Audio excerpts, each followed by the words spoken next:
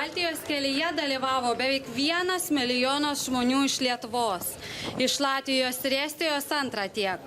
Tuo metu magistralė Vilnius-Panevėžys dar nebuvo baigta statyti ir 35 kilometruose dar nebuvo asfalto dangos. Koordinatoriai ėmėsi iniciatyvos, kad kelininkai iki rugpjūčio 23 dienos paklotų asfaltą. Ir tai buvo padaryta. Per šią akciją nevyko joks eismo įvykis. Susirinkę į Baltijos kelią, lietuviai netilpo iki Lietuvos sienos. Paskutinėme ruože prieš sieną stovėjo biržiečiai. Prašau tarti žodį Lietuvos sąjūdžio Panevėžio Lietuvos Latvijos sieną, vieną iš koordinatorių, Algirdą Mulevičių.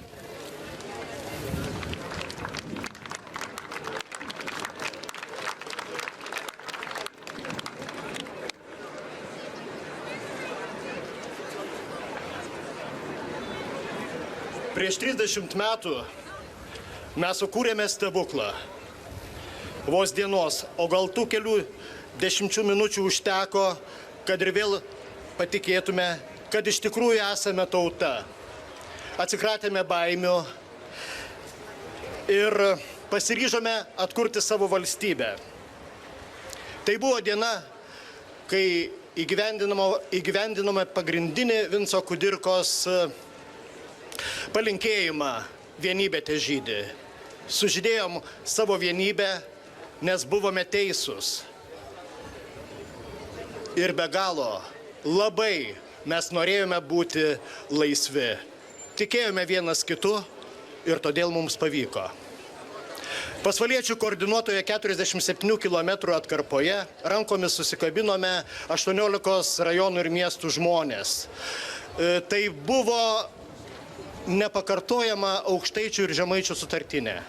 Todėl visų pasvaliečių vardu nuoširdžiausius linkėjimus siunčiame mūsų kaimynams biržiečiams, pakrojiečiams, Radviliškio ir Joniškio žmonėms, taip pat Baltijos kelio broliams ir sesėms iš Skuodo, Mažeikių, Naujosios Akmenės, Neringos, Kretingos, Palangos, Klaipėdos, Šilutės, Šilalės, Plungės, Kelmės, Tauragės ir Šiaulių. Taip pat nuoširdžiausi linkėjimai visų kitų atkarpų koordinatoriams ir tame ilgame ruože stovėjusiems žmonėms.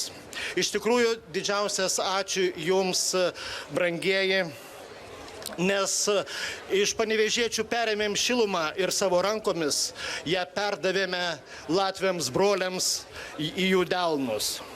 Ačiū, kad Jūs pastatėte prie mūsų kelio daug nuostabių atminties ženklų, kad aplankote šitas vietas, mūsų kelią ir kad jau savo vaikams pasakojate, kokie mes buvome tada. Man Baltijos kelio prasmė yra ne rekordas ir ne gėlės, kurios krito iš lėktuvų ant mūsų galvų. Ne tai, kad reikia puikuotis. Manau, šiandien labai svarbu paklausti savęs, ar aš tebesu Baltijos kelio žmogus savo dvasia. Per šias 30 metų mes pasiekėm daug. Tačiau, bekuriant naująją Lietuvą, nereikia išsibarstyti tiek, kad mes pradėtume bodėti savo istorijos,